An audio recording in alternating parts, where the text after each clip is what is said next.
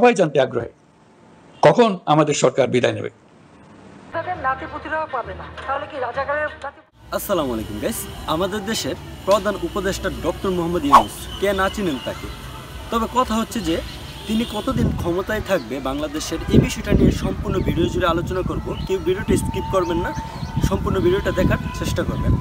আমরা জানি যে কোটাকে কেন্দ্র করে যখন স্টুডেন্টরা আন্দোলন শুরু করেছিল, এই আন্দোলনের জের ধরে স্বৈরাচার শাসক শেখ হাসিনা আন্দোলনকে কমানোর জন্য স্টুডেন্টদের উপর গুলি চালায়, যার ফলে স্টুডেন্টরা বিক্ষোভ করে আরও বেশি করে, ফলে স্বৈরাচার শাসকের পতন ঘটে এবং দেশের ভারসাম্য রক্ষা করার জন্য দায়িত্বে আসেন ডক্টর মোহাম্মদ ইউনূস। তো তিনি কতদিনই থাকবে এই দায়িত্বের মধ্যে, আজকে তার মুখ থেকে আমরা শুনব। চলুন ভিডিওটা দেখে আসি। বিষয়ে সবাই জানতে আগ্রহী কখন আমাদের সরকার বিদায় নেবে। এটার জবাব আপনাদের হাতে। কখন আপনারা আমাদেরকে বিদায় দেবেন? আমরা কেউ দেশ শাসনের মানুষ নই। আমাদের নিজ নিজ পেশায় আমরা আনন্দ পাই।